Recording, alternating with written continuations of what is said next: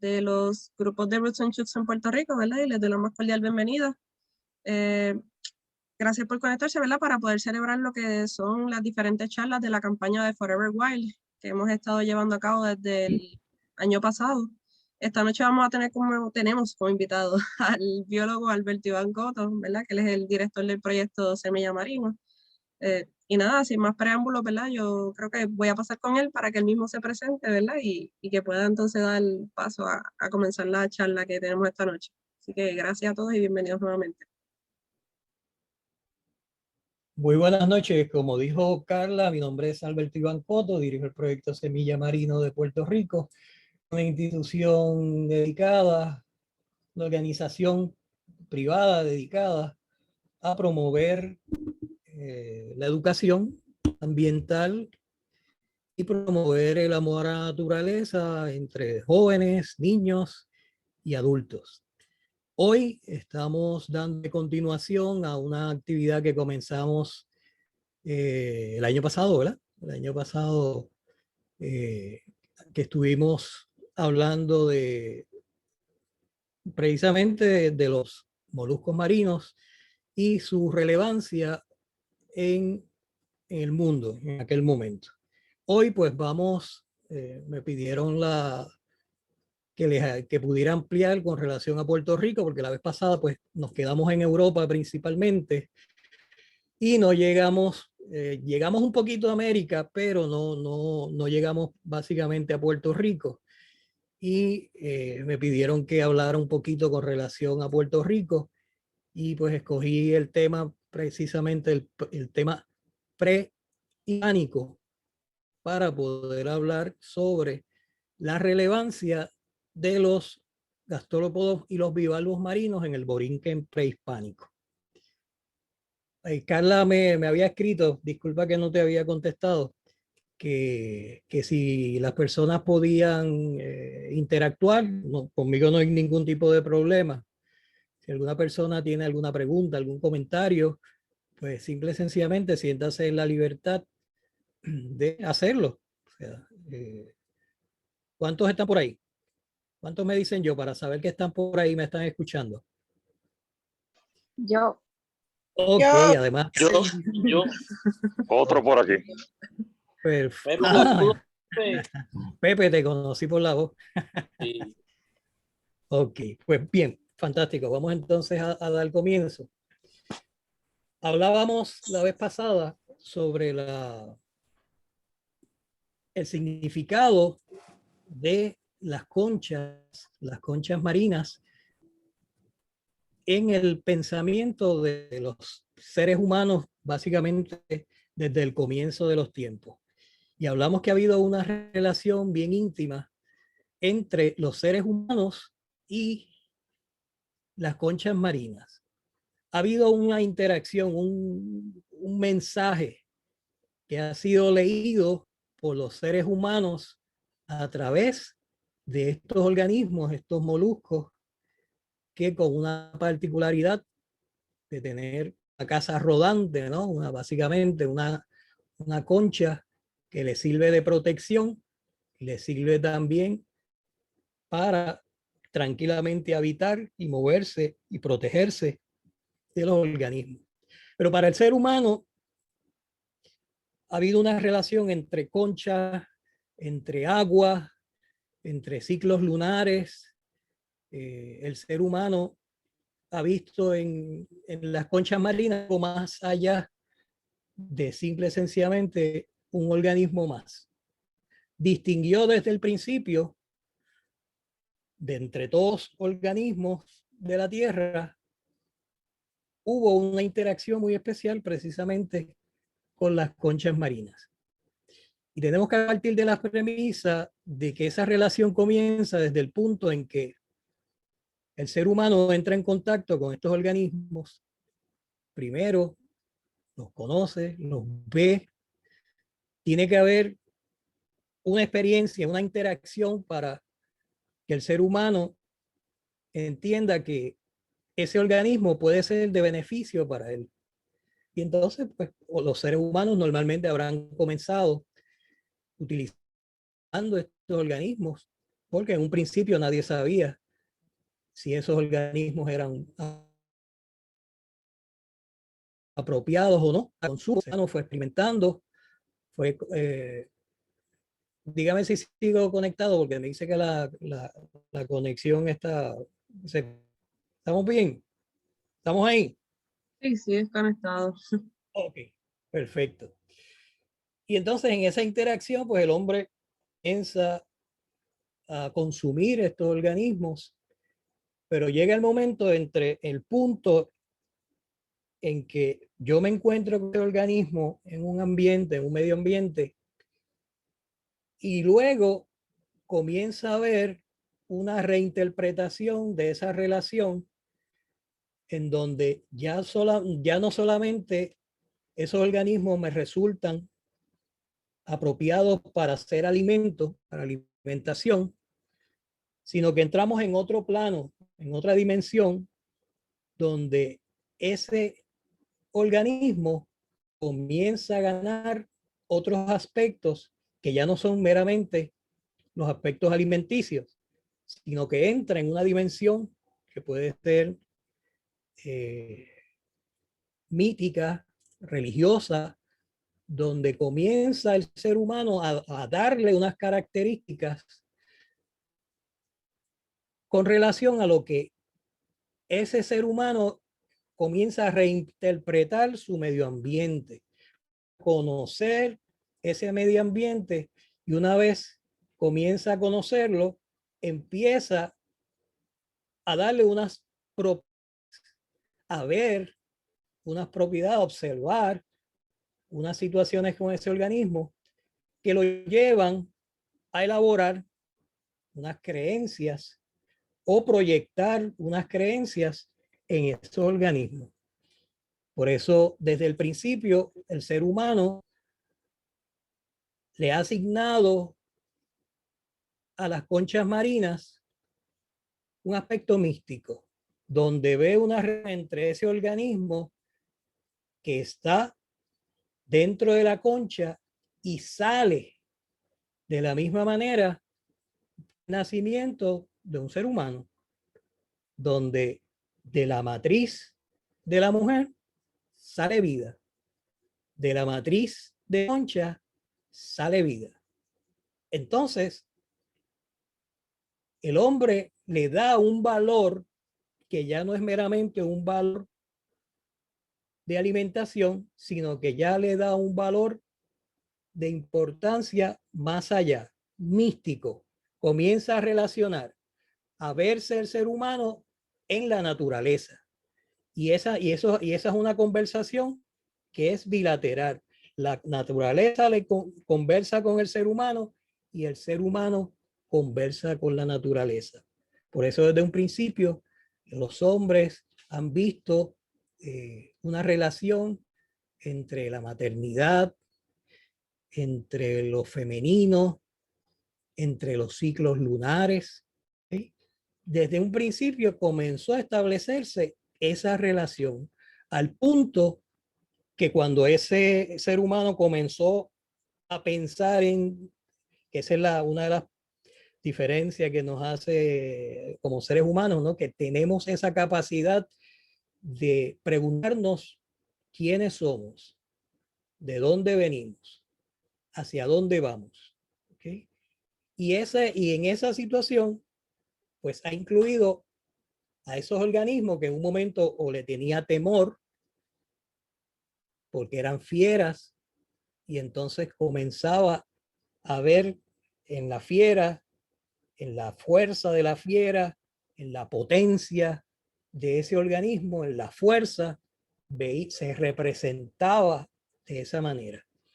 Y así, por ejemplo, los seres humanos vieron en su mitología, por ejemplo, en el caso habíamos visto la vez pasada el nacimiento de Venus, que nace precisamente de una concha. ¿Okay? Y los mayas, los aztecas, los olmecas, los incas, los preincas, vieron en estos organismos marinos una situación especial, un valor especial, un valor más allá del valor alimenticio, sino que también una serie de características y valores y fuerzas y potencias probablemente de carácter espiritual. Y así, en el caso de los seres prehispánicos de nuestra zona, no son la excepción. De manera que a través del mundo se ha visto, se ha valorado esos organismos, esas conchas marinas. El caso de aborígenes no es la excepción. Aquí también, en nuestro Caribe, ocurrió también esa misma situación. Y vamos entonces aquí en nuestra zona, se da algo muy particular. Cuando se ha estudiado a nuestros indígenas prehispánicos, se da una situación en el Caribe que no se da en otros lugares del mundo. Aquí hemos visto el desarrollo de esas culturas prehispánicas, la hemos visto por segmentos que básicamente no tienen relación una con las otras.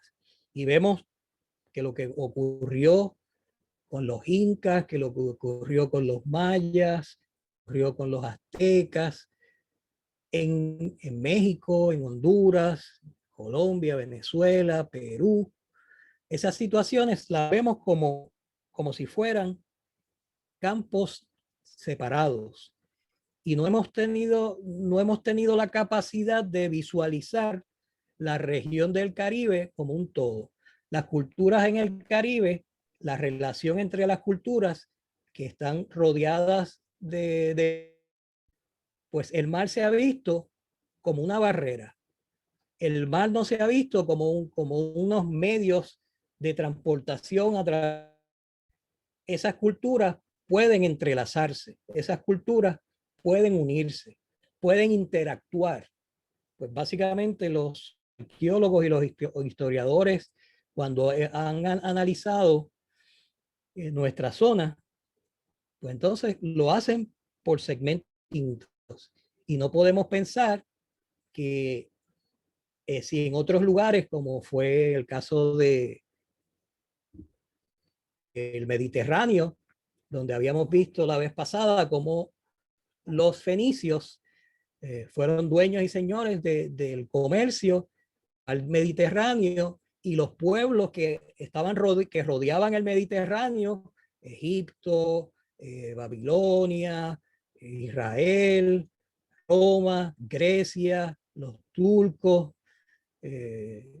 todos los iberos, todos estaban interrelacionados a través del mar. El mar nunca fue una barrera, todo lo contrario.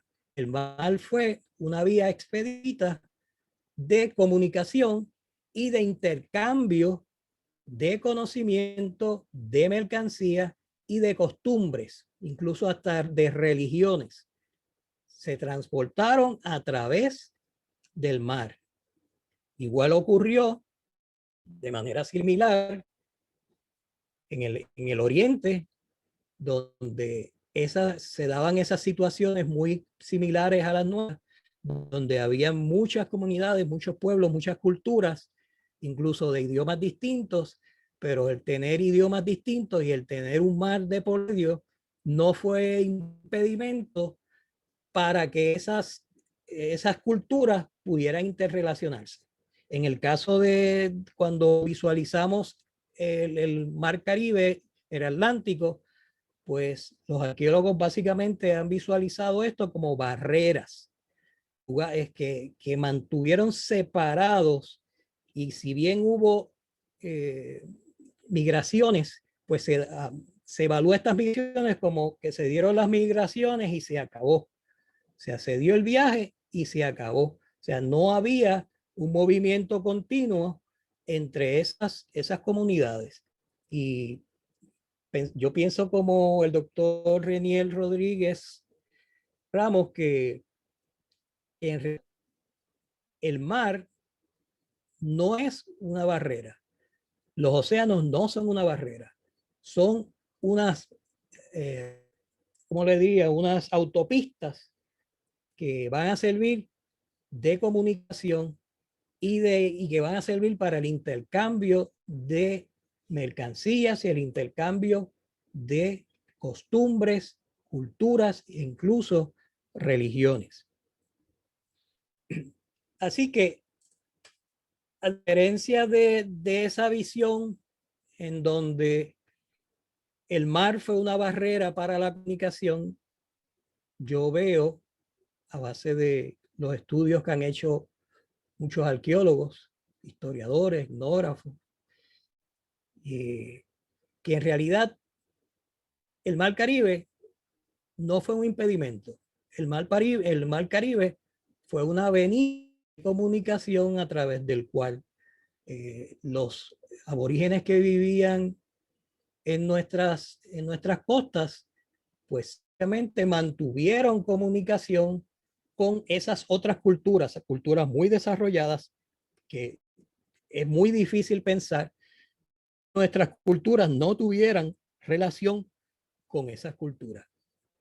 Por ejemplo, cuando se visualiza a los indígenas y cuando hablamos de que ellos se movían en canoas, pues pensamos en las canoas pequeñas, a lo mejor pensamos en un kayak donde esos pobres seres humanos se movían sin tener conocimiento del lugar, simple y sencillamente porque veían a lo lejos una isla y decidían moverse a esa isla, y después de esa isla veían otra y decidían moverse sin tener ningún conocimiento marítimo, sin tener ningún conocimiento de las estrellas, del movimiento de las estrellas, de dirigirse a través de las estrellas. Y es todo lo contrario. Realmente las culturas que estuvieron habitando nuestra isla, pues precisamente llegaron a través del mar. Llegaron a través del mar y a través de un conocimiento que fueron desarrollando pleno, donde tenían pleno conocimiento de la localización de las estrellas, cómo moverse a través del movimiento continuo de esas estrellas. Y esa información fue trasladándose, fue transportando, fue transfiriéndose a las siguientes culturas. O sea que esta información nunca se detuvo, hasta el punto de que los indios de nuestras zonas le tenían nombre a las constelaciones, le tenían nombre a los planetas, de la misma manera que en Europa, pues los griegos lo hacían, pero acá nosotros, nuestras culturas, pues también lo hacían. Lo que pasa es que mucha de esa información se ha perdido.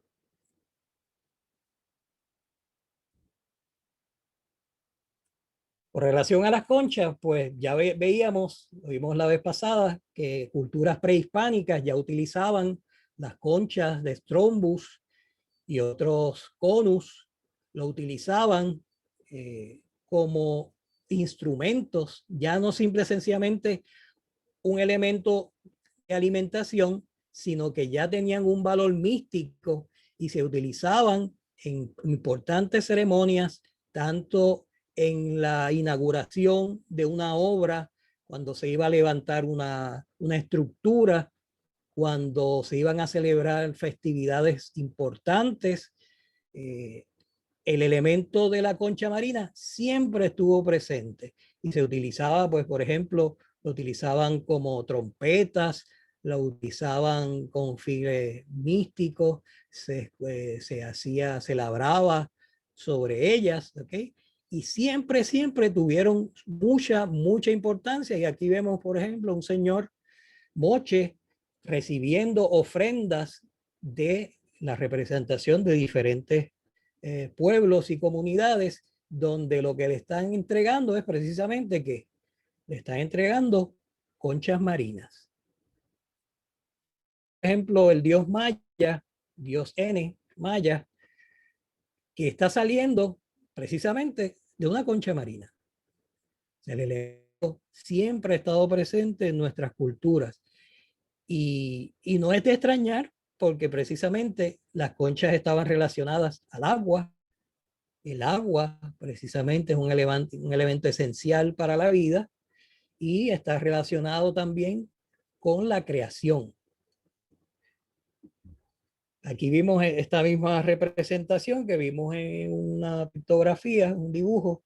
Aquí lo vemos en una cerámica, donde pueden observar lo que es la proyección hacia atrás es precisamente la concha marina y la cabeza del ser que está saliendo por la parte del frente. ¿Okay? Así que esos elementos siempre han estado presentes. En el caso de cómo se organizaron los aborígenes de nuestra área, pues fueron a través de diferentes migraciones que fueron habitando todas las islas del Caribe, las Antillas Menores y las Antillas Mayores. Los primeros, según los arqueólogos, los primeros de estos grupos migratorios que llegaron fueron los alcaicos, una supuesta sociedad colectora y cazadora.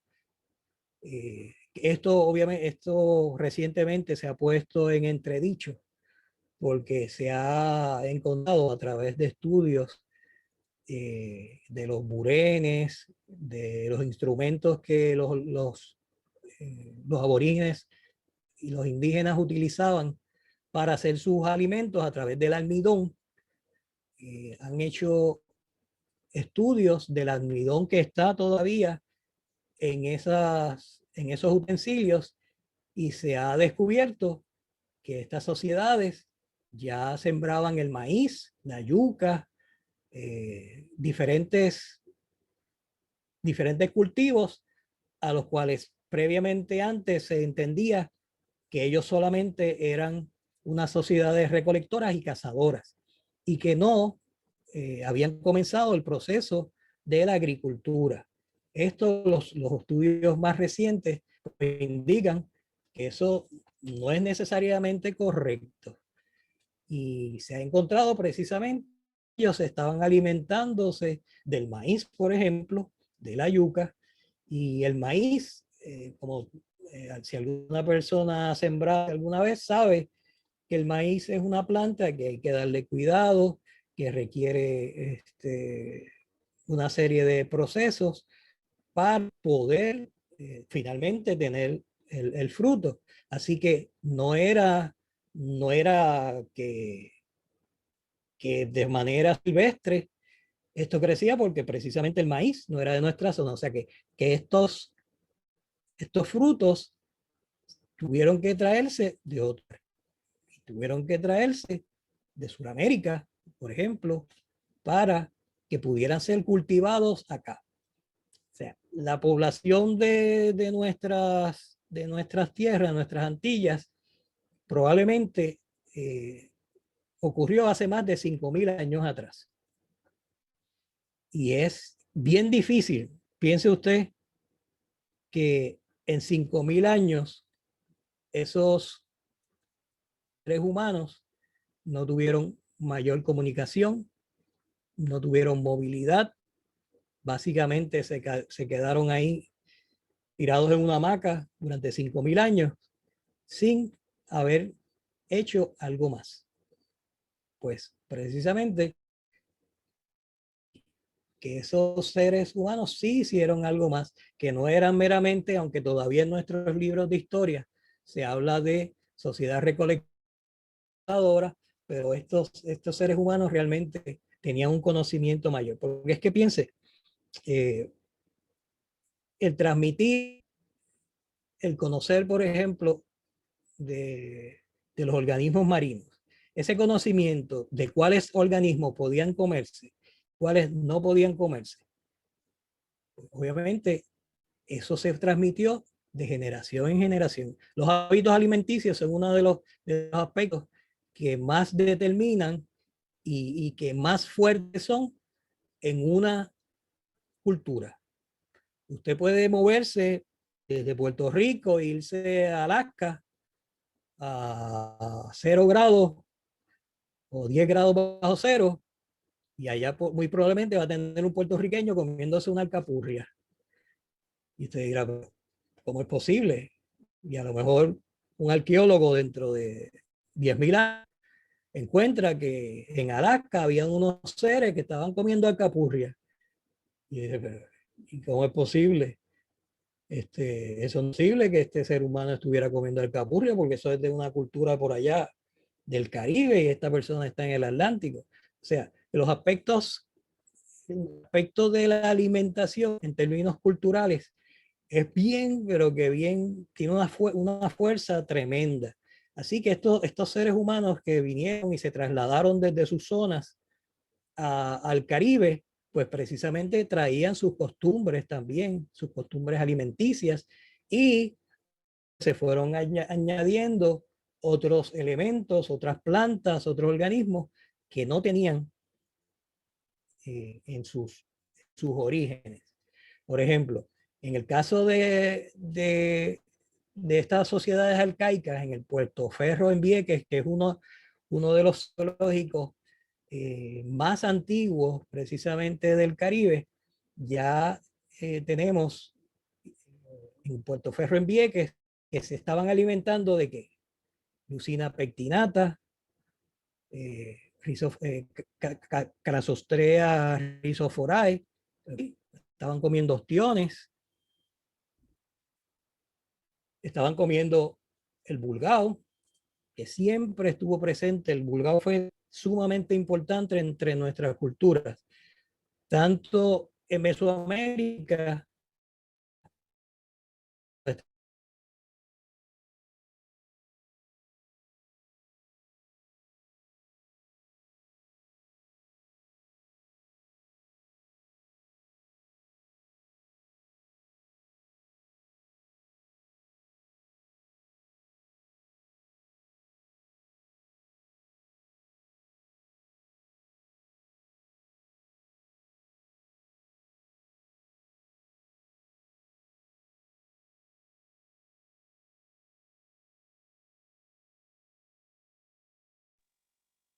Alberto, creo que te frisaste, no te escuchamos ahora mismo.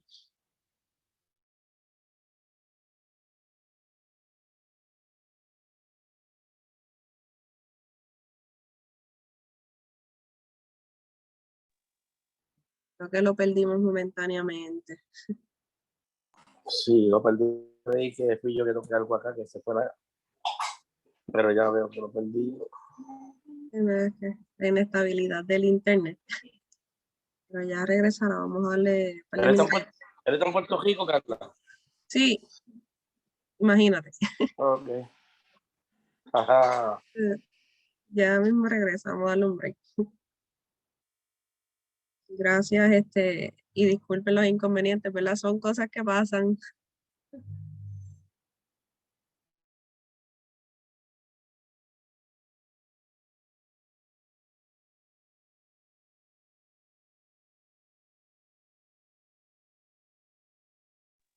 Alberto, disculpa, ¿estás en mute? ok. Mira, a ver, ahora sí. Ahora, pensábamos que te habíamos perdido, pero creo que estabas ahí. No. Okay. A lo mejor cuando se cayó, pues me puso en mute. Ok, está bien, no te preocupes. Gracias. Me avisas cuando seguimos. Sí, dale, ya podemos continuar. Ok, pero estoy viéndote en pantalla y no estoy viendo yo la pantalla. Ahora sí, seguimos. Sí, pero te veo a ti, no veo la pantalla. Estamos. Estamos, pero no Me veo la ves a mí. pantalla. No sé si estás compartiéndola ahora mismo. Ok, vamos entonces a ver. Ujú. Me avisas cuando me veas. Cuando vea la pantalla, a ti te veo, la pantalla no. Yeah. Ahora sí. Ahora sí, ahí está. Dale. Ok. Estos dos gastrópodos marinos han sido de suma importancia. Fueron importantes para las culturas arcaicas las culturas siguientes agroceramistas, los pretaínos, los taínos, hasta el punto que actualmente tanto el Strombus gigas como el Citarium pica son los dos gastrópodos marinos de mayor importancia comercial en el Caribe. En todo el Caribe, el primero es el Strombus gigas y le sigue el Citarium pica. O sea, que ha sido tan fuerte esa importancia que ha tenido estos organismos en el pensamiento histórico, en la memoria histórica, que todavía hoy, ya hablando unos 7.000 años después, todavía siguen siendo los dos gastrópodos marinos de mayor importancia en todo el Caribe. En el caso del Strombus gigas, ambos tenían una relevancia mística bien importante en todo Mesoamérica y en el Caribe. Al punto de que, por ejemplo, el Citarium pica, para el caso de los caribes, por ejemplo, ellos identificaban en la Vía Láctea, para ellos la Vía Láctea era como una especie de río místico a través del cual una leyenda que era muy, que fue muy distribuida a través de todo el norte de, o sea, Suramérica, el norte de Suramérica y otras culturas, daban una importancia bien relevante al Citarium pica, al punto de que en sus mitos estaban involucrados el Citarium pica. Y, por ejemplo, en el caso de los mitos de creación, donde interpretaban su origen los caribes, pues ellos tenían un mito donde había un hombre que se transformaba en culebra, que tuvo una relación con una mujer, con un ser humano femenino, y relación salió un hijo que, como era hijo de un padre serpiente, pues siempre quería retornar al vientre de su madre y siempre perseguía a su madre porque quería retornar al lugar de su nacimiento. Ahí se bifurca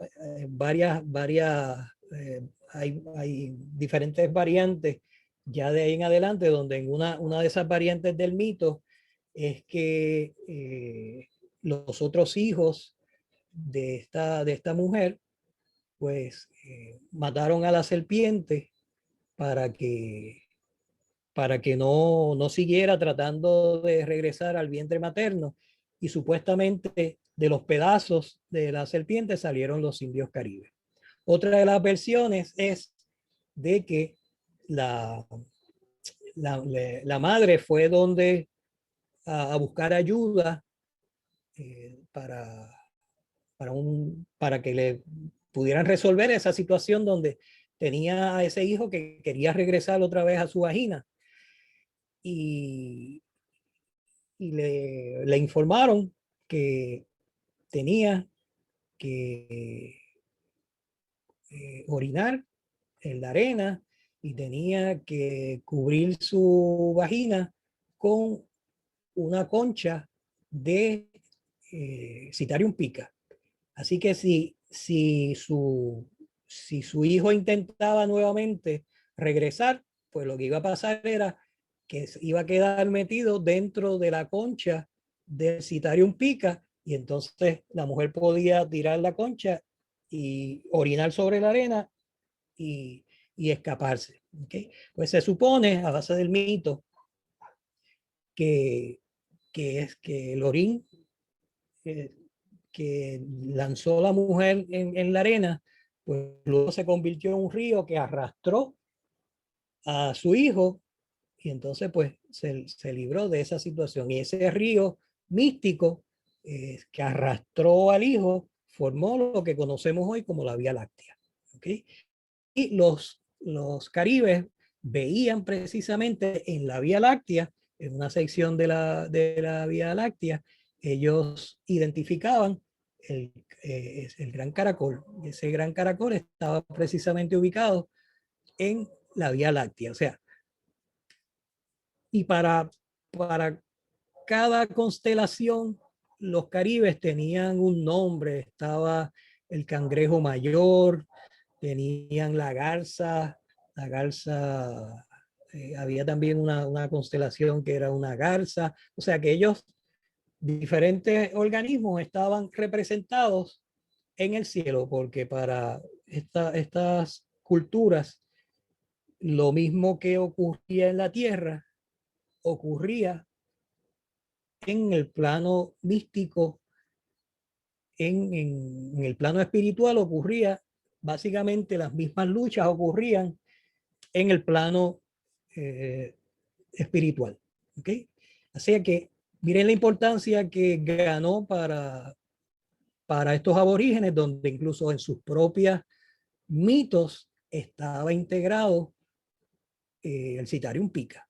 O sea que ya había pasado ya de ser meramente una pieza de alimentación a convertirse en parte de su sistema místico para interpretar su naturaleza, para interpretar su existencia.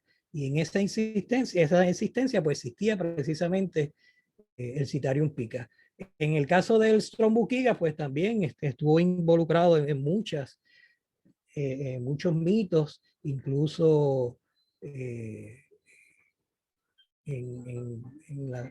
los aborígenes nuestros también visualizaban el Strombukiga como algo muy especial, como un instrumento de comunicación, no solamente entre ellos, sino una manera de comunicarse con los seres espirituales. ¿Okay? Y por eso el Strombukiga lo usaban como botuto o fotuto, que como vimos ya en las culturas incluso preincaicas, que usaban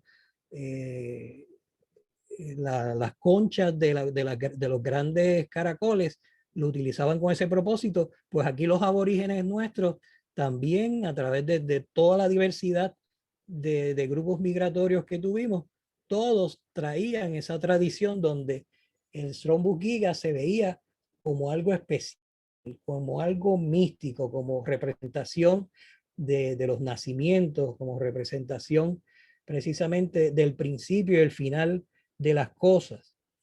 Como por ejemplo los mayas, que utilizaban para representar el cero. De hecho, eso fue un gran avance en términos de la matemática, el desarrollar el concepto y de lo que es el cero, que los babilonios lo hicieron en el Viejo Mundo, y los mayas de manera separada lograron también desarrollar el concepto, y precisamente para ellos el cero, que es principio y fin de las cosas, porque cero es la nada, pero es más que una nada, es un principio, es un comienzo, es de donde se parte para ser.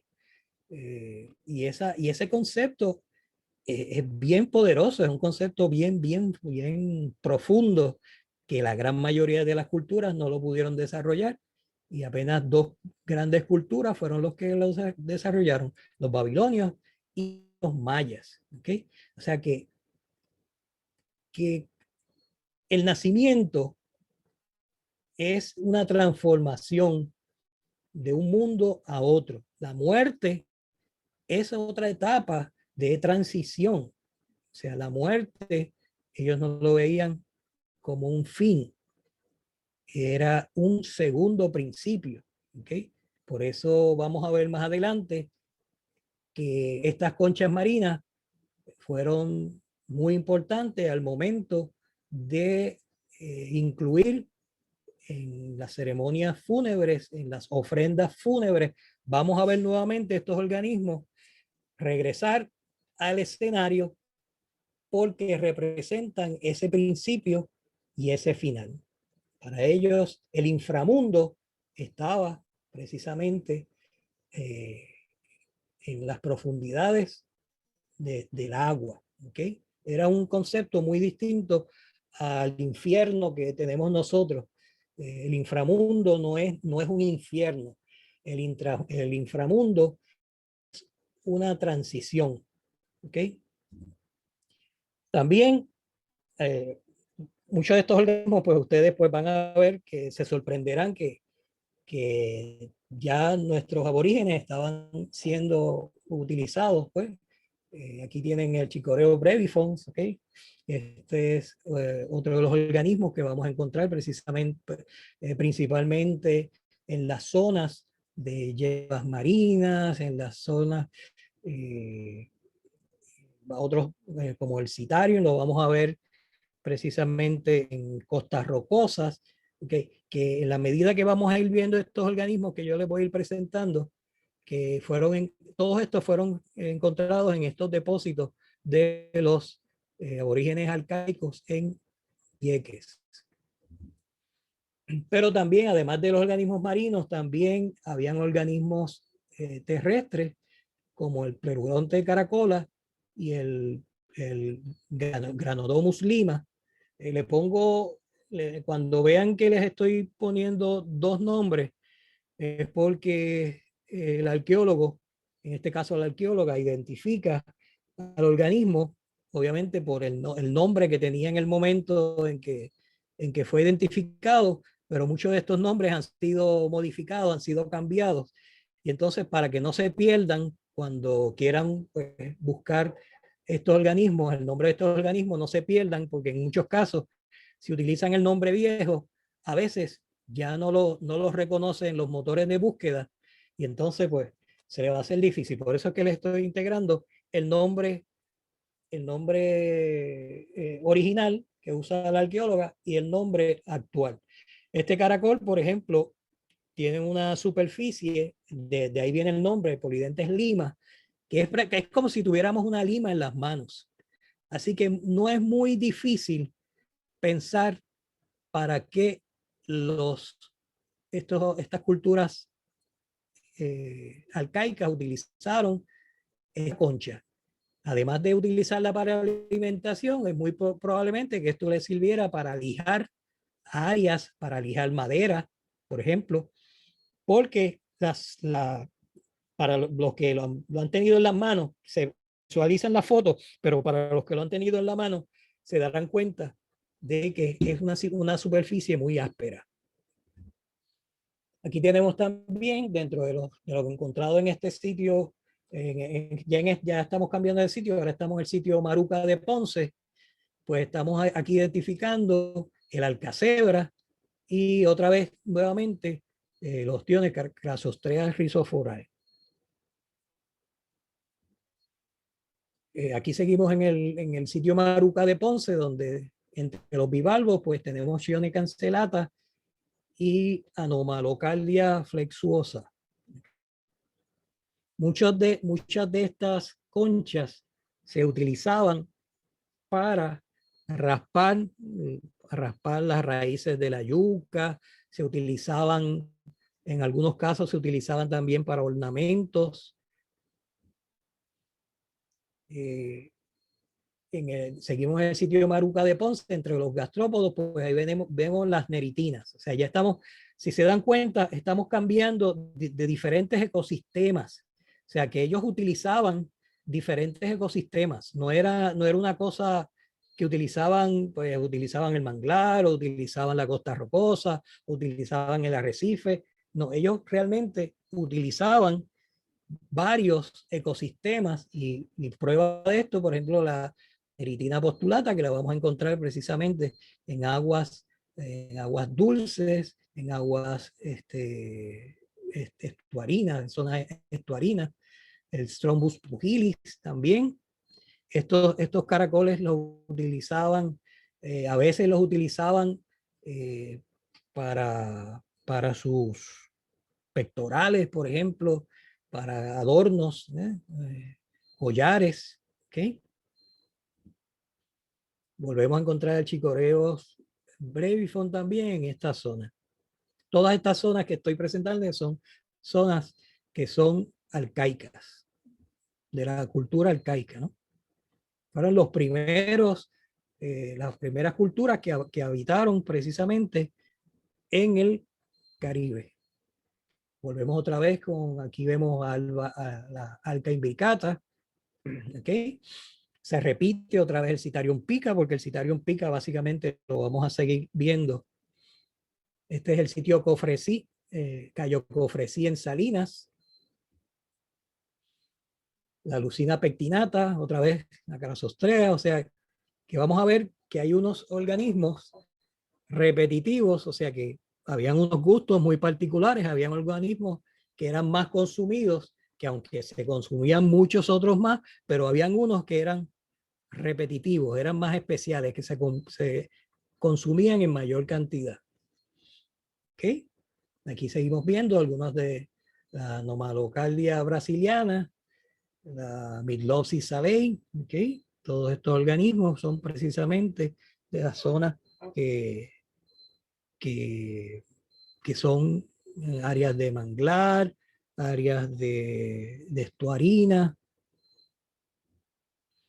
las Neritita virginia, que son pues precisamente de esas zonas estuarinas. Estos caracoles, estos gastrópodos, eran muy, como les digo, muy utilizados, muy valorados, no solamente como alimentación, sino también como ofrendas funerarias. ¿Okay? Y vamos a encontrar en enterramientos, en ofrendas funerarias, vamos a encontrar platos donde estaba incluido, además de aves, siempre vamos a ver incluido las neritinas. Las neritinas, pues en todas sus especies. Y nuevamente verán, esto, si después lo quieren ver con calma, pues van a ver que está el nombre original y el nombre actual. Estas conchas en particular, si pueden observar, son preciosas, son muy, pero que muy bonitas y tenían un valor pues ya meramente alimenticio, sino también estético. ¿Okay? Se servían para hacer collares, para hacer brazaletes y diferentes instrumentos. Como vimos anteriormente, el Plicopurpura patula, pues como vimos en la charla pasada, pues es este organismo que se utilizaba en los otros géneros por los fenicios, pero que este mismo género, Plicopurpura patula y Plicopurpura panza, se utilizaron por los mayas, se utilizaron por los aztecas, los mixquetos, se utilizaron por los incas para obtener ¿qué? Los que estuvieron la vez pasada se acordarán que de este molusco, ¿qué obtenemos? ¿Alguien se acuerda? ¿Alguien se acuerda de lo que obtenemos del Plicopurpura patula? Los estudiantes están colgados. Recuerden que Plicopurpura patula es donde se obtenía el tinte violeta. Del Plicopurpura patula se obtenía el tinte violeta, que era muy valorado porque se utilizaba para los textiles de las clases pudientes, ¿no? Las clases principales, para los gobernantes, ¿okay? Era que los que podían aspirar a utilizar estos colores. De hecho, estos organismos eran controlados. No se crean que porque hoy nosotros vamos a la playa y podemos ver y recoger estos organismos en la playa. Eso no era así en el pasado. Todos estos organismos estaban regulados, ¿okay? Y solamente las personas podían capturarlo, pero era precisamente para las élites. ¿Okay? Había un mercado de estos productos, como le hablamos la vez pasada del Spondylus, que había unas líneas que se movían desde Ecuador, unas rutas comerciales desde Ecuador hacia Perú, por ejemplo, hacia las culturas incaicas. Estos artículos, como es el Strombus, como es el Spondylus, pues eran también controlados. Y eran solamente, se mercadeaban, obviamente, los mayas tenían control absoluto en su época, ¿no? En su cultura, tenían control absoluto de esos organismos. No eran organismos que se utilizaban para el comercio, ¿okay? Pero solamente para personajes, élites de esas sociedades. Aquí entonces ya le amplío para que vean la gran cantidad de organismos de gastrópodos, en este caso primero, y luego los bivalvos que los arcaicos consumían. ¿Okay? Pueden observar la gran cantidad de ellos. No voy a entrar en detalle uno a uno porque si no estaríamos toda la noche aquí, pero como esto, me imagino, Carla, que esto va a estar grabado en YouTube, creo que es así. Si eventualmente va a estar en YouTube, pues pueden ir luego con calma, porque me dio la tarea de no solamente ponerle los nombres, sino que pudieran ver la imagen de estos organismos. ¿Okay? Así que voy a entrar en ellos, pero muchos de ellos, pues como ven, las neritas, por ejemplo, son de la costa rocosa, ¿verdad? Ahí van a ver las tégulas, ahí el tulo castanea, que lo vamos a encontrar en las praderas de Talasia, el Citarium pica, que lo vamos a encontrar también en la costa rocosa, el módulus, que también lo vamos a encontrar en las praderas de hierbas marinas, principalmente en las áreas de Talasia. Los Ceridium literatum también lo vamos a encontrar precisamente en esa zona de hierbas marinas. La Nática canrena, hago la observación porque le puse una estrellita, porque la arqueóloga Ivonne Nalganes pues identificó el género Nática, pero no por alguna razón que lo vamos a ver tal vez cuando veamos ahorita algo que le puedo enseñar, pues no pudo identificar porque obviamente estos organismos pierden su coloración y al arqueólogo pues a veces puede llegar hasta el género o la familia, el género, pero difícilmente puedan llegar a la especie porque ya la pieza ha perdido toda su coloración. En este caso, la arqueóloga incluyó el género Nática, pero como no quería que se perdieran, pues pensando en cuál, pues les incluí Nática canrena, uno de las especies de este género, solamente primero porque es una de las más bonitas y no dudo que estos indígenas pues lo valoraran precisamente por la belleza de su caracol, no solamente por ser alimento, sino por el colorido, porque ellos, parece que los colores solamente se obtenían de la naturaleza. No es como ahora que usted va a Marshall y puede comprar la camisa de 20 colores que usted quiera y los collares con todos los colores del mundo. En esa época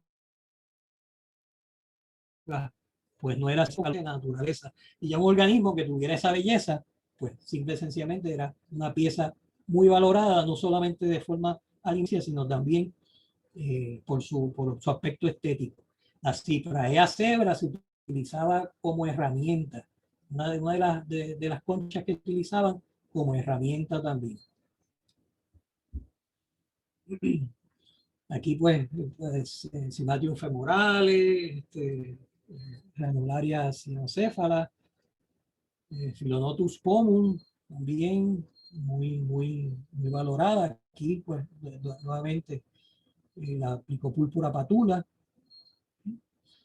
Columbella mercatoria, que hay esa es una concha bien bonita que tiene un colorido bien, tiene una variedad muy amplia de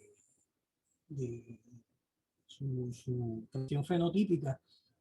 Tiene muchísimos colores. De hecho, yo tengo habla guía de variaciones en el color de coloración de Columbella mercatoria, porque realmente nada más yo incluyo 12 variantes y son muchas más. aquí podemos, seguimos viendo algunos de los otros organismos. Las Americooliva reticularis, por ejemplo, era muy valorada para hacer collares, para hacer pulseras, para hacer una especie de cintos, de cinturones. Fueron muy valoradas porque precisamente la Americooliva reticularis, que antes se conocía como Oliva reticularis, pues tiene una variación de colores muy bonitos, con mucho brillo. O sea que es lógico que utilizaran esto como pieza para hacer collares lapidarios, ¿no? De forma lapidaria. La estriata. Dentro de los bivalvos, pues tenemos el alcacebra, el alquimbricata, las chamas, y Trachycardium isocordia, que muy probablemente se utilizaba para, raspar las raíces de la yuca. El padre de las casas, en su obra, precisamente menciona que utilizaban las conchas precisamente para raspar las raíces de el Donas denticulatus. Dentro de las culturas ostionoides, pues era un plato exquisito para ellos. Los donas saben que los encontramos en la arena, ¿no? También, pues ya vemos que ellos explotaban también el ecosistema de las playas y consumían en cantidades industriales los Donas denticulatus. Aquí pues identificamos ya las culturas ya que son las que llaman agroceramistas, ¿no? Y entonces comienzan alrededor del 500 antes de Cristo, comienzan a llegar unas nuevas migraciones. Se cree que estas migraciones provenían del área andina, que vinieron a través probablemente de Colón, de Venezuela, a través de esas costas, pero que eran originarias de la zona andina. Entonces, como una representación de su cerámica, porque los arqueólogos evalúan las diferentes culturas, supuestamente los que no tenían cerámica, cosa que los arcaicos han demostrado que sí hacían cerámica, pero todavía en nuestros libros se presentan como que no eran ceramistas.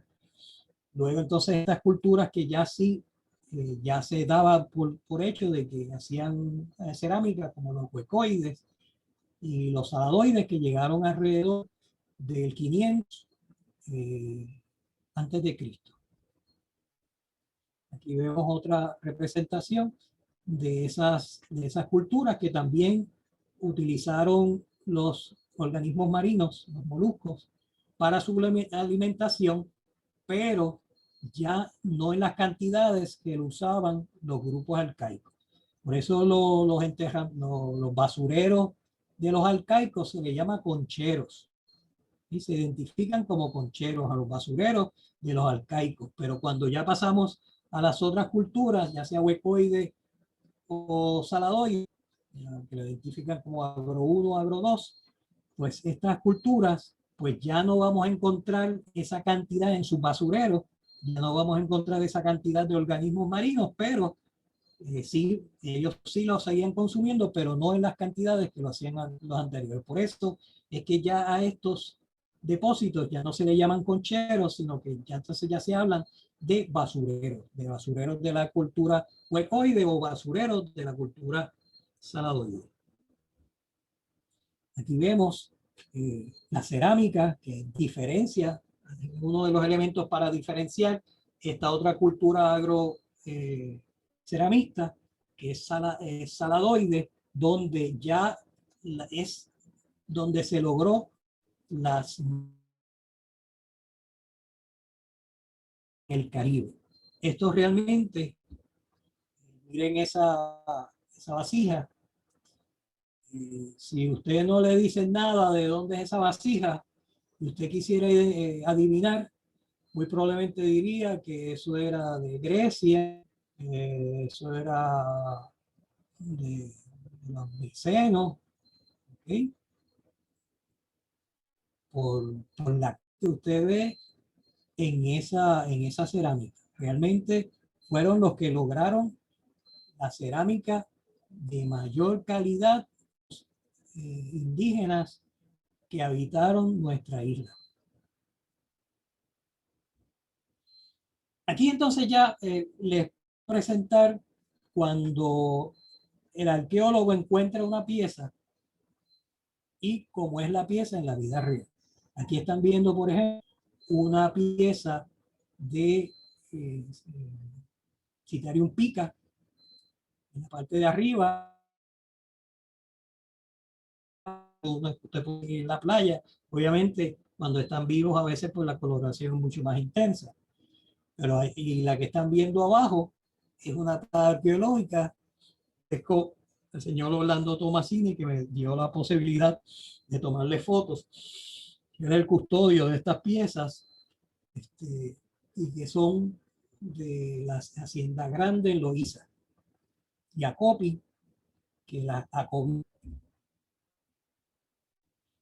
¿Okay? Una de las cosas importantes del Citarium pica es que ustedes ven ese hueco que tiene, que de hecho se le llama ombligo. ¿Okay? Y no es de extrañar que las culturas indígenas vieran en su propio ombligo el ombligo que tiene. ¿Sí? De hecho, los indígenas discriminaban entre saber si usted estaba vivo o estaba muerto. Era vivo. Si usted estaba muerto, no tenía ombligo. ¿Por qué no tenía ombligo? Porque era un espíritu y no había nacido. ¿Okay? Así, ombligo significaba que era un espíritu. Y eran los que se comían las guayabas por la noche. Así que si escucha a alguien guayaba en el patio, muy probablemente no piensen que se la están robando, es que es un espíritu que se la está comiendo. Aquí vemos otra, volvemos a ver el caracol terrestre, Granodomus lima. Este es un caracol que aprendieron a comérselo en Puerto Rico. Este caracol tuvieron que aprenderlo a comer en Puerto Rico. O sea, no fue algo, una costumbre que trajeron de otros, sino que fue una costumbre que desarrollaron en Puerto Rico. Aquí ven Nerita peloronta. Ustedes saben que la Nerita peloronta, la manera más sencilla de identificarla es precisamente porque tiene esa mancha roja en la entrada opercular. Se llaman dientes, aunque en realidad no es diente, porque eso no los dientes, esa es la entrada de la concha propiamente, pero tiene ese colorido que parece sangre. ¿Okay? El nombre en inglés precisamente es ese, porque tiene esa mancha roja que parece sangre. Pues el arqueólogo no lo va a encontrar con la mancha. Y entonces a veces estas neritas son difíciles de identificar si usted no tiene el color. Pero ya para el ojo abierto, pues puede ver, definir precisamente ese dientito del medio que lo va a separar de la nerita que tiene diente color, que es la nerita versicolor. Aquí tenemos la negrita versicolor. ¿Cómo le encontraría un arqueólogo o usted si está haciendo en su casa un hoyo para hacer una columna, de momento se encuentra un depósito arqueológico? Pues esa es la manera en que usted, y en la manera de arriba, como originalmente, o sea, eso es lo importante, que les traigo eso para que ustedes puedan visualizar. Porque ahora cuando vamos a un museo y vemos esas piezas, las vemos sin color, llenas de tierra, feas, pero hay que visualizarlas como eran.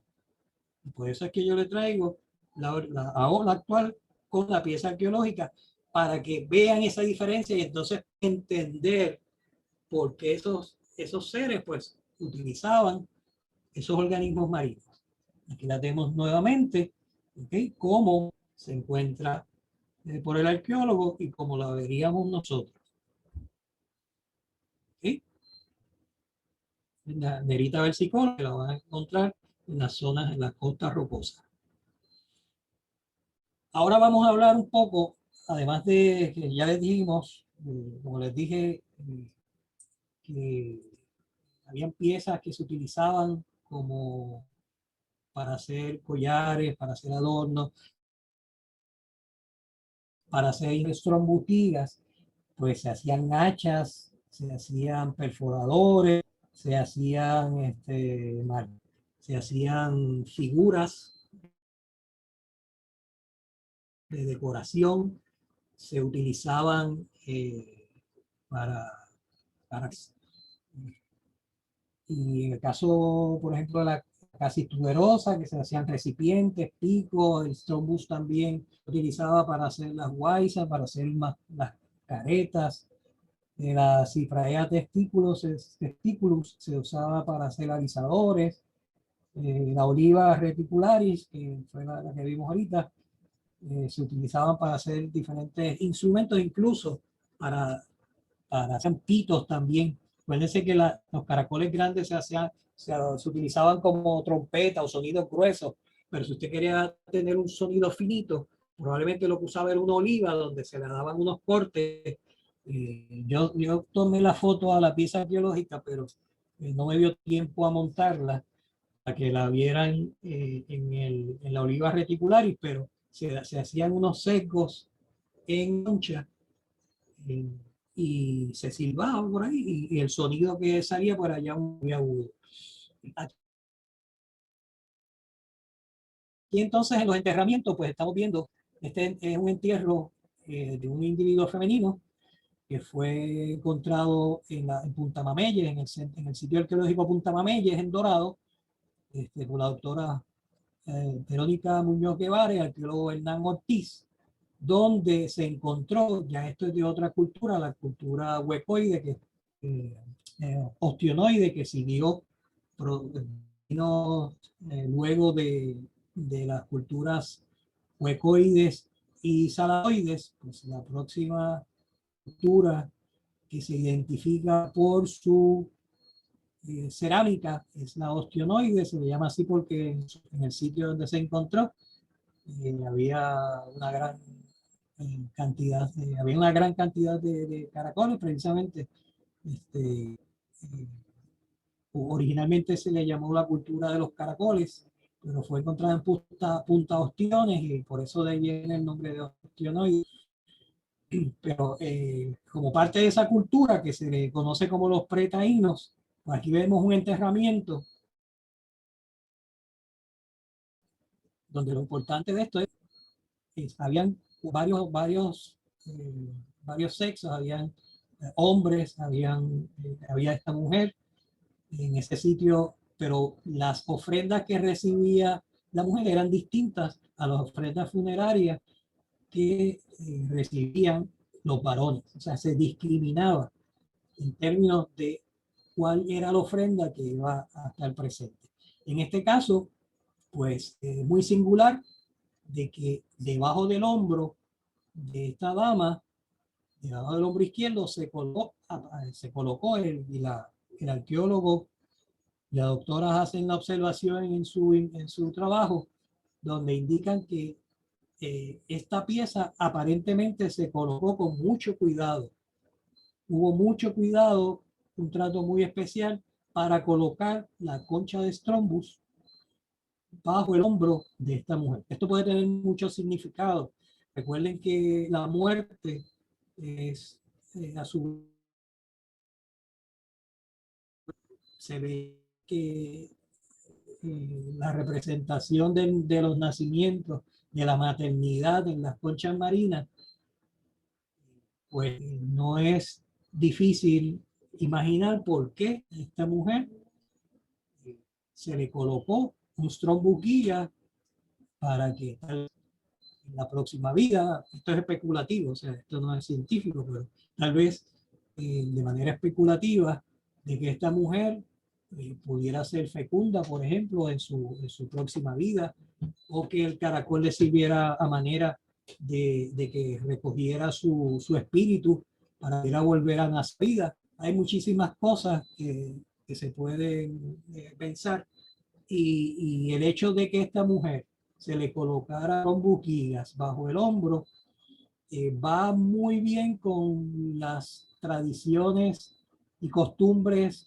funerarias que utilizaban los aztecas, los mayas, donde siempre se colocaban strombus en esos enterramientos, y también cuando se iba a inaugurar un edificio también se incluían conchas marinas, incluían como ofrendas para que los dioses sirvieran con beneplácito, vieran con beneplácito esa construcción, para que no murieran personas en el proceso de construcción, y que para que esa construcción fuera de bendición. Y para eso se incluían las conchas. Así que el hecho de encontrar en Puerto Rico un enterramiento donde también el strombuquigas es colocado como parte de una ofrenda funeraria, pues nos indica de que tal vez el océano no fue barrera para las avenidas de comunicación que tuvieron las diferentes culturas. Al punto de que, por ejemplo, en el caso de cuando llegaron los españoles al Caribe, destacaron que los indígenas hablaban varios idiomas, y que había idiomas en particular que entre unos y otros no se conocían, pero que utilizaban un idioma que era común para todos, independientemente del idioma que hablaran en sus zonas geográficas, pero había un idioma común que todos se hacían entender. Así que sí, en las islas del Caribe, los taínos, lo que llamamos taínos, ¿no?, que era un cúmulo de culturas, podían tener un idioma que les servía de común para comunicarse entre todas las culturas, como por ejemplo el caso del inglés, que usted puede ir a China, puede ir a Japón, puede ir a Francia, y a lo mejor usted no conoce francés, no sabe chino, no sabe japonés, pero si habla inglés, muy probablemente en ese idioma va a ser un idioma común para comunicarse, para tener interrelación. Y los comerciantes precisamente tenían que tener en el día de hoy. También le ocurrió a los fenicios, le ocurrió también a los indios taínos, que tenían que comunicarse entre las diferentes culturas que cohabitaban en el Caribe. Y de hecho, lo que se conoce como ostionoides se cree que es una evolución de los arcaicos, no se cree que fue una nueva migración, sino simple y sencillamente la interacción entre esos arcaicos que no desaparecieron, sino que fueron modificando sus conductas en términos, pues, de aprender técnicas nuevas para la elaboración de la cerámica, otras costumbres, pero en el aspecto alimenticio, pues precisamente por ahí es que se piensa que esta eran culturas arcaicas y no una nueva migración hacia el Caribe, porque vuelve otra vez a tener un incremento en el consumo de las conchas, de los gastrópodos y los bivalvos marinos. Aquí vamos a ver otro caso también de la cultura ostionoide, donde este enterramiento fue encontrado, ¿no? Esta excavación la realizó don Ricardo Alegría en 1947, está en el Museo de la Universidad de Puerto Rico, y vemos en particular en este enterramiento que me pareció muy curioso que en la misma posición, un poco más alejado, pero muy cerca de donde se encontraba la concha. En el caso de la mujer, encontramos una concha en la parte izquierda. En este caso no encontramos una concha de Strombus, pero encontramos una ofrenda alimenticia donde está llena de neritinas, por ejemplo. Volvemos a encontrar el elemento de concha marina, en este caso no como una ofrenda mortuoria de otra significación que no podemos distinguir, sino que en este caso es como alimento para la próxima vida. Y ahí habían esos huesos que ven, hay huesos de pescado, de aves y las neritinas, ¿okay? Que ellos consumían en grandes cantidades.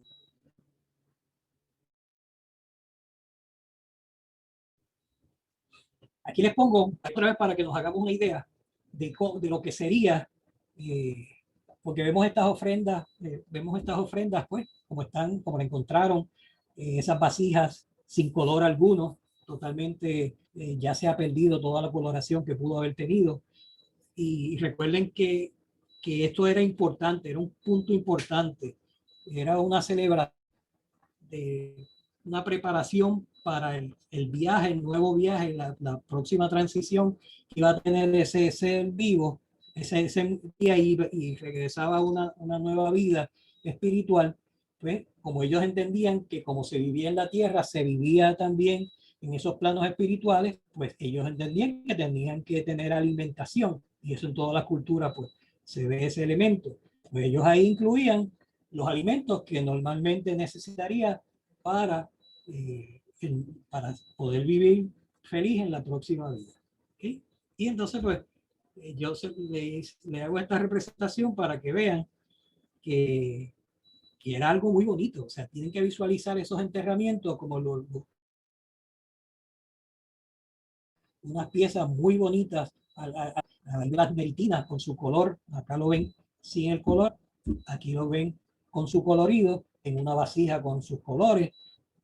Obviamente, no necesariamente la vasija que están viendo, pues, tiene que ver nada con los ostionoides, pero es que básicamente lo hago para que puedan visualizar cómo estas ofrendas deberían ser en el momento en que se depositaban. Por último, aquí les presento un collar que no tiene que ver nada con el Caribe, pero de reciente descubrimiento con relación a los mayas, donde este collar está hecho de Strombus buquigas, ¿ok? Y Strombus alatus, ¿ok? Y también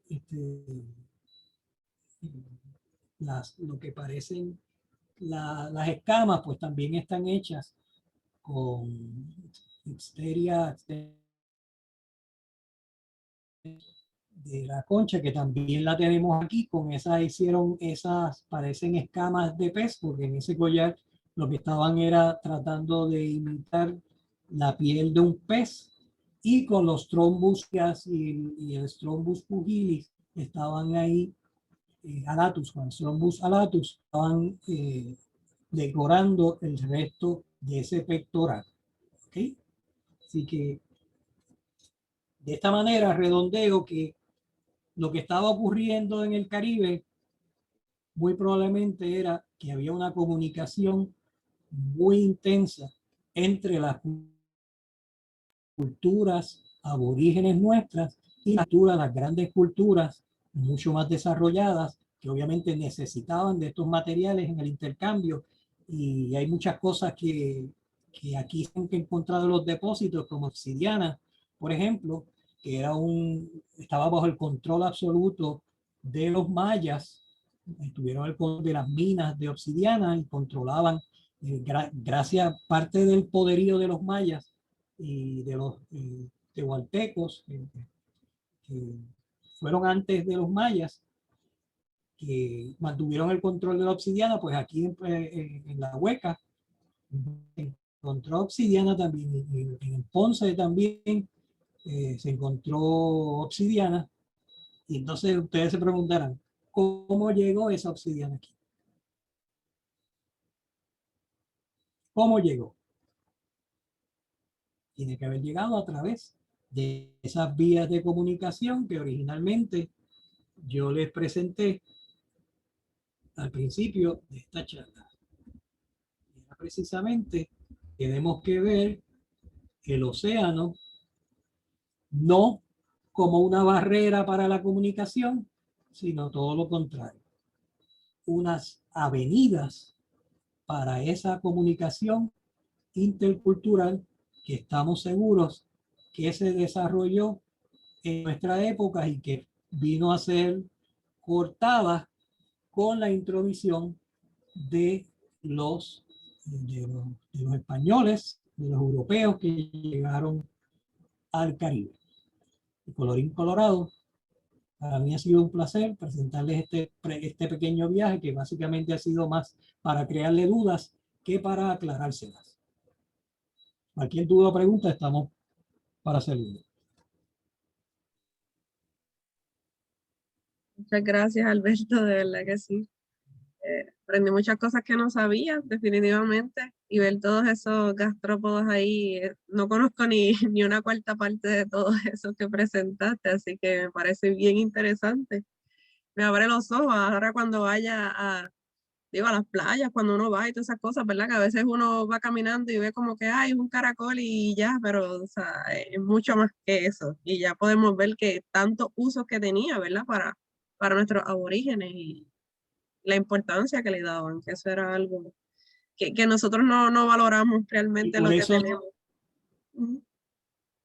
Por eso no quise presentarles una lista, y mejor que una lista pues era presentárselos directamente el nombre con la imagen, que es más poderosa y se guarda más en la memoria. Exactamente.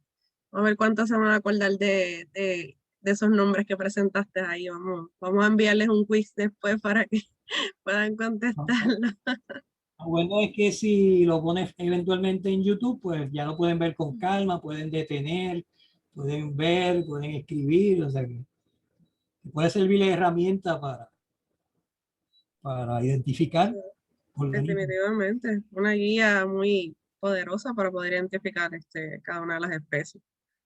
Yo me quiero ir a averiguar a ver si encuentro alguna de ellas, definitivamente. No sé si alguien tiene alguna pregunta, ¿verdad? Que quiera abrir su micrófono y quiera preguntarle directamente a Alberto. Bienvenido, pueden hacerlo, pueden encender sus cámaras, abrir el micrófono, lo que quieran, ¿verdad? ¿Alguna pregunta o comentario? Si han visto, si han tenido estas conchas marinas, si las han encontrado, si las han visto en algún ecosistema, postas rocosas, en la arena. Yo en lo personal me he encontrado mucho con lo que es Citarium pica y Strombus gigas. He llegado a ver, de hecho, con José Camacho, una vez fuimos a Guayama y nos sorprendió porque encontramos una montaña de Citarium pica y de muchos carruchos también, pero la mayoría de ellos no tenían como que el tamaño para poder sacarlos del mar. Es como que no cumplían con ese tamaño que se necesita. Era como que, no sé, fue bien impresionante para mí poder ver. Desgraciadamente, la gente los consume antes del tamaño apropiado y de hecho está regulado por el Departamento de Recursos Naturales. Y lo que no saben es que si capturan estas especies en sus tamaños pequeños que no le permiten llegar a la etapa reproductiva, pues simple y sencillamente, eventualmente, vamos a carecer de estos organismos. Exactamente. La Sí, sobreexplotación. quería una pregunta, Alberto, es Luz de Ponce. La Luca de Ponce, la Luca. Sí, mira, la pregunta es ¿por qué en el lado izquierdo de las mujeres había algún significado particular o era por jerarquía? No, eso se desconoce. Eso se desconoce. O sea, el arqueólogo y la investigadora destacan ese hecho. Okay. Habría que encontrar más enterramientos para tal vez elaborar una teoría sobre eso. Lo que sí se puede es extrapolar las costumbres que se hacían en Mesoamérica, porque muy probablemente tiene que haber una comunicación entre Belice, México, Costa Rica, Panamá, Nicaragua, con las culturas indígenas caribeñas. Pero ella no elabora, solamente está hecho de haber encontrado el Strongbow Gigas y también resalta el hecho de que aparentemente fue con mucho cuidado, o sea, que se tuvo mucho cuidado en colocar esa pieza de Strongbow Gigas o los Batus Gigas bajo el hombro de esa mujer. Hay mucho simbolismo, hay mucho misticismo en ese hecho. Y para la fecha en que se ubica este enterramiento, más o menos entre 600 después de Cristo a 1120 después de Cristo, pues coincide precisamente con la etapa del clásico, las etapas clásicas de los mayas, que también utilizaban mucho el Strongbow Gigas. O sea que hay paralelismos ahí que hay mucho que se puede pensar y hay mucho que investigar y mucho de lo que los arqueólogos están descubriendo tienen una deuda con nosotros de divulgar esa información, porque esta información está no es sencilla de ubicar, y para los que somos legos en eso, muchas veces esta información se queda entre especialistas y ni siquiera llega a los campos educativos, donde todavía nuestros libros no reflejan la realidad arqueológica que existe. O sea, hay mucha información arqueológica que no llega a los libros y que persiste la desinformación en términos de lo que llega a nosotros como conocimiento y transmitimos a nuestros hijos. Pero esa es mi respuesta, Luz. Realmente no hay una teoría. El campo está abierto para la populación. Gracias. Gracias. Gracias por la pregunta, Luz. Gracias, Alberto.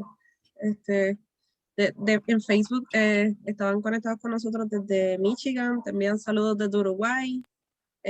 También hay una persona que te dice que si tendrás algún correo, que si tendrás algún correo para comunicarse, ya que ella quiere saber si tienen algún caracol para teñir o si utilizaban alguno. Se utilizaba el Plicopurpura patula, por lo menos es conocido el Plicopurpura patula. En Mesoamérica está la especie panza, el Plicopurpura panza, es una subespecie, y desconozco si utilizaban alguno adicional, pero definitivamente el Plicopurpura patula en nuestra área y el Plicopurpura patula panza en Mesoamérica se utilizaban con ese propósito, lo usaban las culturas mesoamericanas para teñir, y de hecho todavía en Honduras, en México, se utiliza el Plicopurpura patula con esos propósitos. Okay. Gracias por la pregunta. Sí. También te dice que si tienes algún correo que puedas compartir para comunicarse contigo.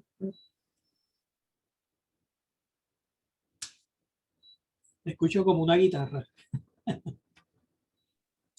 Que escribieron que también que si tenías un correo para poder comunicarse contigo. Sí, pueden escribirme a p.semilla, p de Pedro, .semilla, pr de Puerto Rico, pr @yahoo.com. p.semilla, pr @yahoo.com. O también pueden, hay otro correo que es fácil, es mi nombre, es A.I. Coto Ramos, A.I. de Alberto Iván, A.I. Coto Ramos @yahoo.com. A.I. Coto Ramos @yahoo.com. Muchas gracias. Katiria Díaz te escribió por ahí, ¿verdad? Que gracias a la guía que mostraste, ¿verdad? A las diferentes imágenes que ahora puede identificar los que tiene guardados. Y también te pregunta que cómo extraían la tinta. Ok. Ellos lo que hacían era oprimían al molusco y al tú apretar el molusco, él bota una sustancia que es incolora, pero al tener, ponerse en contacto con el oxígeno, con el aire, se oxigena y cambia de translúcida a color violeta. Lo que hacían era, en el caso de los fenicios, lo que hacían era los mataban. Pero aparentemente en Mesoamérica lo que hacía era se cultivaban y como que se ordeñaban, no sé, se apretaba al caracol para que botara el líquido, pero se dejaba vivo para poder seguir obteniendo el tinte de estos organismos. En un momento dado, pues ya cuando entendían que ya no iba a producir mayor tinte, pues simple y sencillamente lo mataban y sacaban el tinte final. Pero se hacía como ordeñarlo, básicamente. Es apretarlo, porque es una reacción de defensa del molusco para confundir al depredador. Te puedo decir que la primera vez que yo colecté uno, no sabía lo que estaba recogiendo. Me lo eché en un bolsillo y te podrás imaginar el desastre que tuve de púrpura donde quiera. Las manos, el bolsillo. Y lo bueno de ese tinte es que ese tinte no decolora. Una vez en el textil, una vez en la tela, ese color, a diferencia de los que no son naturales, esa sustancia no decolora. O sea que era un beneficio adicional porque no iba a decolorar con el uso. Lo que no debes echarte en el bolsillo, Pepe, son los conus. Porque los conus tienen un sí, no, con ese yo soy muy cuidadoso. Que te puede hacer pasar un mal rato. Y más en el bolsillo del pantalón.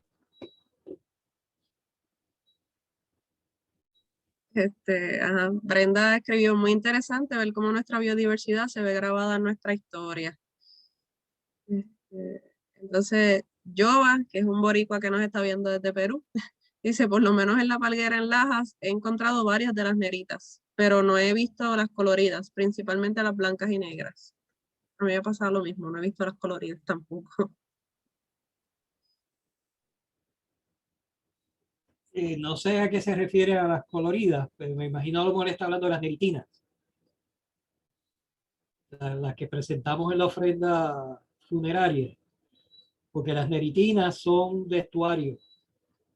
Y la otra neritina punta lata es de agua dulce. O sea que si la está buscando en el agua salada, no la va a encontrar. Pero hay una que se parece muchísimo, que es la puperita pupa, que antes se llamaba nerita cebra, que prácticamente los colores son los mismos. O sea que la puperita pupa la vas a encontrar en las pozas de marea, en las pozas hipersalinas, o sea, estas pozas que se llenan de agua y después el sol las evapora y se quedan completamente sin agua. Ahí es donde vive la puperita pupa o la que era nerita cebra. Y tienen una varianza fenotípica bien amplia y se parecen las formas, los diseños prácticamente son similares a los de las neritinas, en particular neritina Virginia.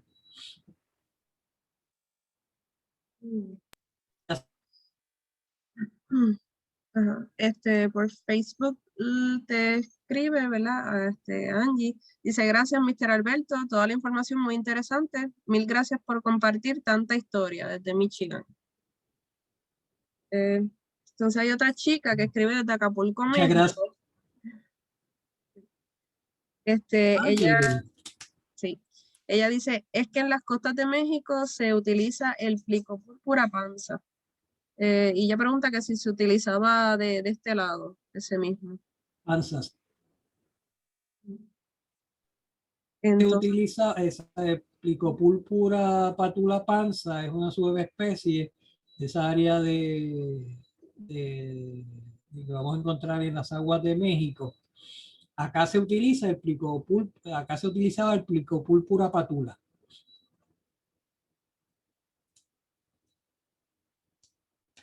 Básicamente es el mismo género, lo que cambia es la especie. Y el panza es una subespecie. la misma persona de México, ¿verdad? Nos dice que en las costas de Oaxaca todavía se realiza esa práctica. De hecho, es una comunidad la que todavía conserva esta arte prehispánica. Sí, eso es correcto. Yo he leído que en la actualidad se sigue utilizando la práctica. Y Yoba nos dice que... En Honduras. Ajá, sí, dime.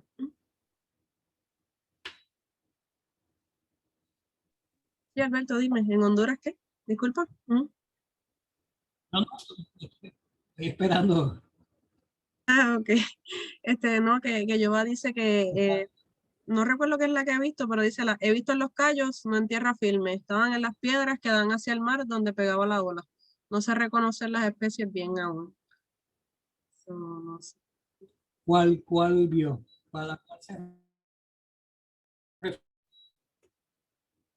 No sé, Yoba, si quieres contestarle, ¿cuál fue la que viste? Para poder saber, ¿verdad? Son Ahora, ¿me escuchas bien? Sí, perfecto. Ok, como dije, no se reconoce bien las especies, pero eran redondas, más o menos, las más grandes eran un poquito menos de 1 pulgada y sí tenían abajo, tú las volteabas, porque recuerdo que las levantaba y sí tenía la forma y tenía el dientecito. Bueno, si lo viste cerca de una costa rocosa, muy probablemente lo que viste fueron neritas. Ya fuera la nerita peloronta o la nerita versicolor. Si viste un colorido, ¿no? Porque la nerita tessellata es blanca y negra. Sí, era blanca y negra.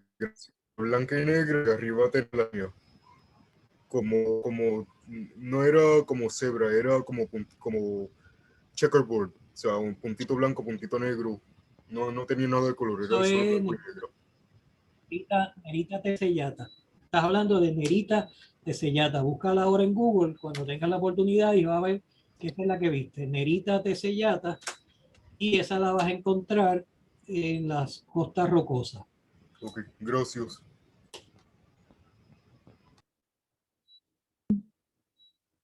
Bueno, no sé si alguien más tenga alguna otra pregunta, ¿verdad? Algún otro comentario que quieran hacer. Pueden aprovechar ahora, ¿verdad? Si no, pues para ir culminando como tal con la charla de esta noche. No sé, los que se puedan quedar, ¿verdad? Para que puedan encender sus cámaras cuando termine el live, a ver si quieren tirarse una foto. No sé, ¿verdad? Alberto, algo más que quieras decir, ¿verdad? Para todos esos jóvenes y aficionados pues, que les guste el mar y que quieran aprender un poquito más, ¿verdad? ¿Qué es lo que tienen que hacer o no sé, lo que les recomiendas a ellos, ¿verdad? De dar información, compartir información porque me gusta el tema, es crearle también a ustedes más dudas. Sembrar en ustedes dudas. Sembrar en ustedes el deseo de tener mayor conocimiento y buscar. O sea, yo básicamente me restringía a hablarles de la parte alimenticia de las conchas y los bivalvos, ¿no? Han encontrado los arqueólogos, pero también han encontrado sobre aves, las aves que ellos comían, los peces, los cangrejos. Hay mucha información en términos de la alimentación que dejé afuera porque pues, estaba restringiéndolo a lo que es los gastrópodos y los bivalvos, pero esa información también está incluida sobre los vertebrados, las aves, las jutías, el cangrejo de tierra. Toda esa información está, pero obviamente pues en este caso pues me dediqué a presentarles esto. Pero la idea es que si no tenían conocimiento de esto, pues les sirva de estímulo para que busquen más información, porque la información existe. Y desgraciadamente en nuestras escuelas, pues no por culpa de los maestros, sino porque mucha de la información arqueológica no está llegando por unas vías de comunicación apropiadas para que esta información que deberíamos saberla todos, pues simple y sencillamente no lo tenemos, y que lo que llega a nosotros es a través de, como yo les dije, que la alimentación para el término de las culturas es una de las cosas muy definitorias, y por eso es que todavía 7000 años después seguimos comiendo carrucho y seguimos comiendo bulgao.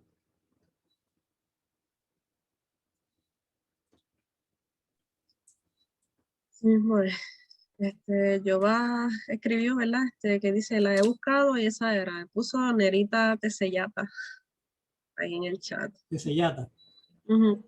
Nerita Tesellata. Bueno, ¿verdad? Pues si no hay nadie más, ¿verdad? Que quiera decir alguna pregunta o algún comentario, pues creo que, ¿verdad? Te doy las gracias, ¿verdad, Alberto, por aceptar nuevamente estar con nosotros esta noche y darnos esta segunda parte de la charla. Muy interesante, ¿verdad? Aprendí muchísimo yo y estoy seguro que los demás también aprendieron, segura, que los demás aprendieron también muchísimo, ¿verdad?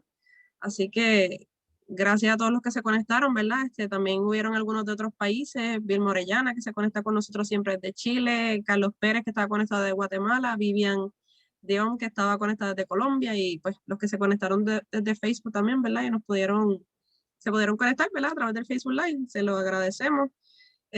La próxima semana regresamos, el 30 de marzo creo que es, tenemos otra charla con la bióloga Yamitza Ferrer, del Departamento de Recursos Naturales, que nos va a hablar sobre las distintas herramientas que hay, ¿verdad? Para la conservación de los recursos, nos va a hablar de las vedas en la pesca y entre otros temas. Así que esperamos que se puedan conectar con nosotros el 30 de marzo. Y nada, pues 1.000.000 de gracias, Alberto, ¿verdad? Y como les dije, los que se puedan quedar, ahora cuando termine el Facebook Live, para que se puedan tirar una foto.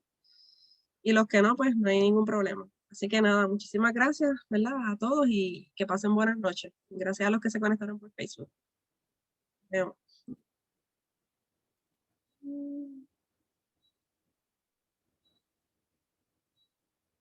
Déjame parar la grabación también.